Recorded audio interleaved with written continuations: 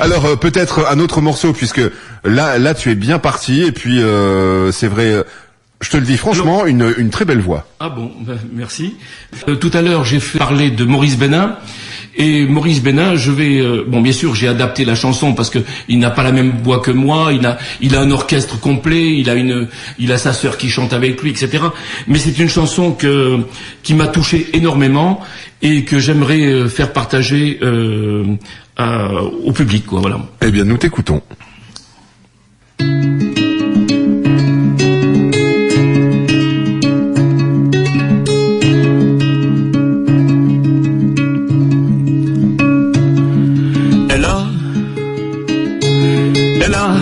Elle a ses mains devant son cœur,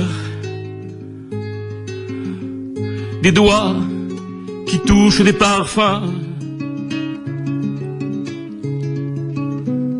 des pieds qui n'ont pas de moteur et des gestes de physicien. Elle a des amours de jeunesse qu'elle porte comme des petits chats. Quand on lui dit de les poser, elle vous regarde, ne comprend pas. L'églantine de mon jardin. Elle n'a pas de nom, pas de vie, elle vit seulement à 4 heures dans une chambre loin d'ici, où se révèlent ses envies. L'églantine de mon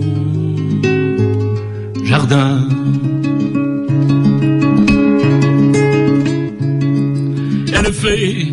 Elle fait de la faiblesse, comme d'autres font de la fierté. Elle vous domine quand elle se baisse et ramasse votre fierté. Elle a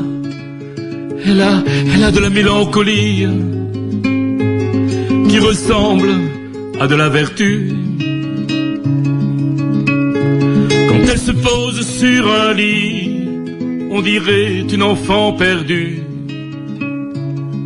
L'églantine de mon jardin.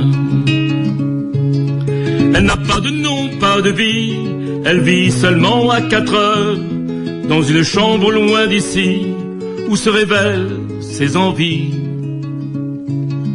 L'églantine de mon jardin.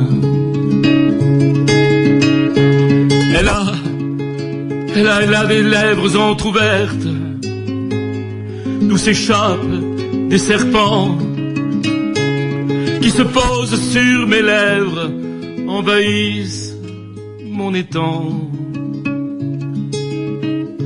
Elle a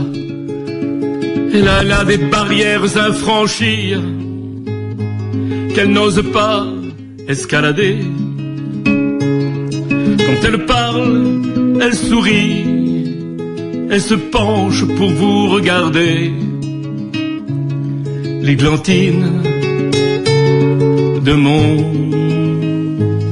jardin. Elle a bien non une vie, mais je ne m'en rappelle pas.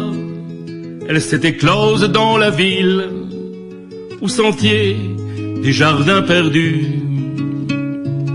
L'églantine de mon jardin.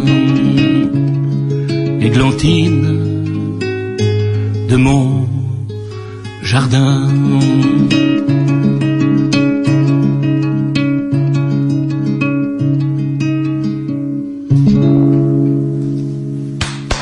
Encore vraiment un très très beau texte. Voilà, oui. J'ai trouvé ça, ce texte fantastique.